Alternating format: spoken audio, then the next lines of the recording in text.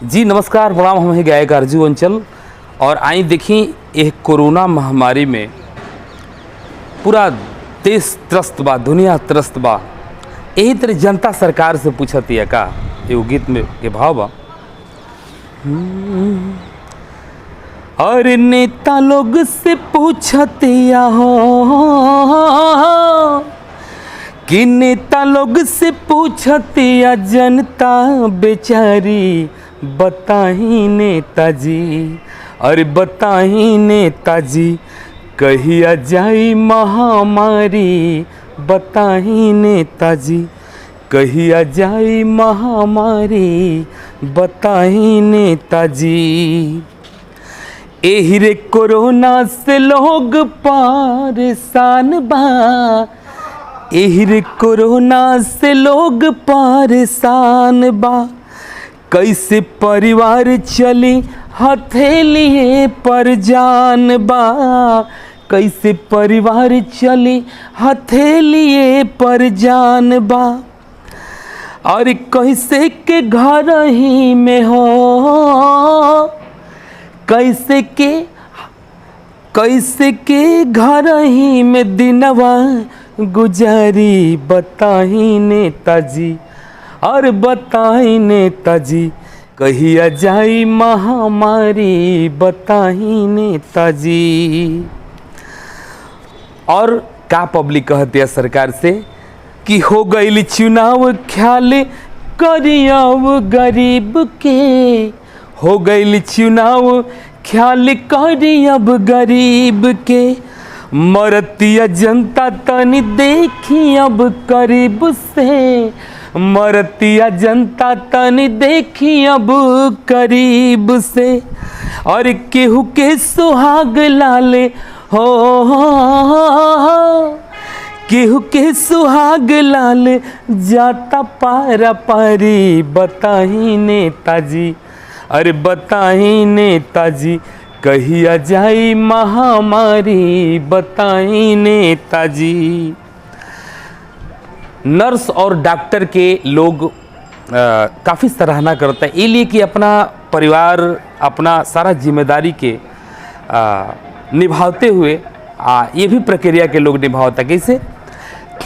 और नर्स और डॉक्टर के बड़ा उपकार बा, नर्स और डॉक्टर के बड़ा उपकार बा। और खुद के जिंदगिया से लगत नइखे प्यार बा, खुद के जिंदगिया से लगत नइखे प्यार बा। और पूरा प्रशासन के संगे संगे प्रशासन के भी धन्यवाद देवल जाता। और पूरा प्रशासन के बानी हम आभारी, बताही नेताजी कहिया जाई महामारी, बताही नेताजी। देश में बहुत सारा दान भइल, बहुत कुछ भइल, अरुआ सब समझ सकत नहीं।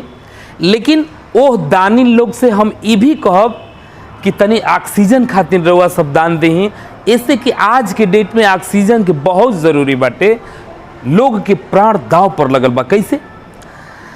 और देशवा के दानी लोग के भी बड़ा आभार बा, देशवा के दानी लोग के भी बड़ा आभार बा। दान से ऑक्सीजन आवे तब बेड़ा पार बा, दान से ऑक्सीजन आवे तब बेड़ा पार बा। और आरजू अंचल पूछे कितना हो, आरजू अंचल पूछे कितना घर के उजारी ई बीमारी। अरे आरजू अंचल पूछे कितना घर के उजारी, बता दी नेताजी, अरे बता दी नेताजी कहिया जाई महामारी, बताही नेताजी कहिया जाई महामारी।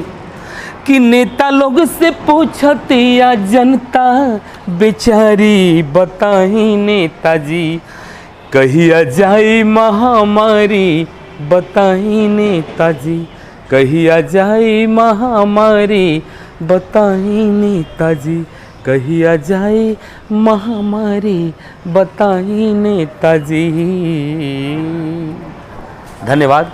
अगर ये गीत से कुछ भी सीख मिलल हुई या फिर कुछ भी सुझाव मिलल हुई, रउआ सब जरूर देख जा कमेंट बॉक्स में जा करके। बहुत बहुत धन्यवाद।